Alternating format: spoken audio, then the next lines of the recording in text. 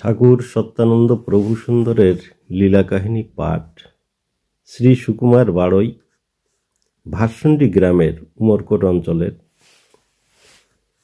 ভার্সন্ডি গ্রামের শ্রী সুকুমার বাড়ই বড় যুক্তিবাদী লোক। সহজে তিনি যে কোনো বিষয়কে মানেন না, গুরু গোসাই তো মোটেই না। সেই গ্রামে শ্রী নারায়ণ হালদার, পাগল নারায়ণ বাস করতেন। ঠাকুরের পুরানো ভক্ত। তিনি সুকুমারকে বললেন, বাইডি, ভালো গোসাই আইছে, নাম নেলে পারতি। নাম নিলে কত কিছু পালন করা লাগবে, আমি নেব না।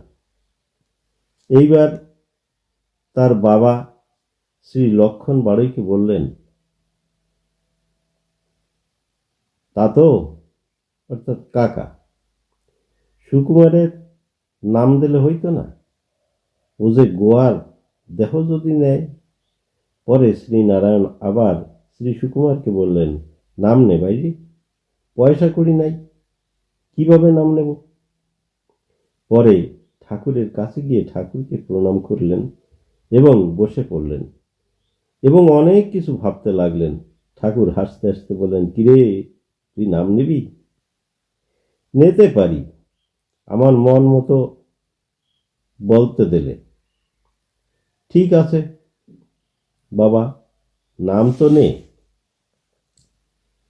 নিজের জন্মদাতা পিতাকে জিজ্ঞাসা করলেন, বাবা, নাম নেব তয়? নে দেখ কবে নাম দেয়। বললেন, পয়সা কড়ি তো হাতে নাই, সরকারি টাকাও তো এখনো পাই নাই। শ্রী রঙ্গলাল বাড়ইকে বললেন, দাদা, হবে না, আমার ধারে 1 টাকাও নাই। ও লাগবে না, কয়টা ফুল আনতে পারবি না? ওইটা পারবো, গাছের জিনিস তো। পরের দিন সকালে নাম, উপবাস থাকতে হবে, সে কাজেও তার ভয়। ঠাকুরের সামনে গিয়ে বললেন, বাবা, আমি মাছ মাংস খাওয়া ছাড়তে পারবো না। ঠিক আছে, তুই খাস, আমার আবার পাপটা পাবে না তো? পাপের ভয়টাও রয়েছে। কেন?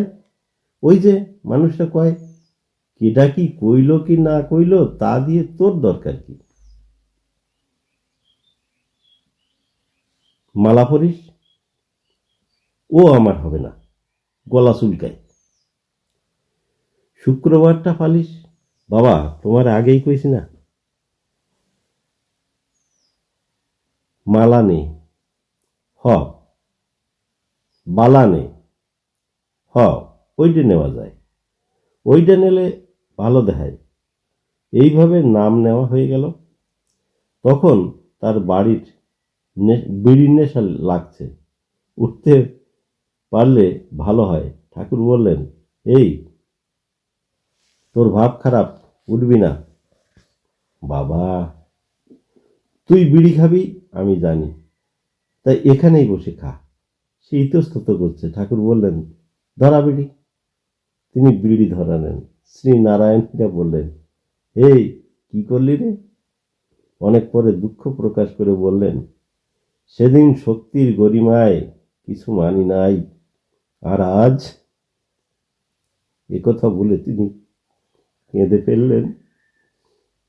তত্ত্বসূত্র, সুকুমার বাড়ই, ভার্সন্ডি।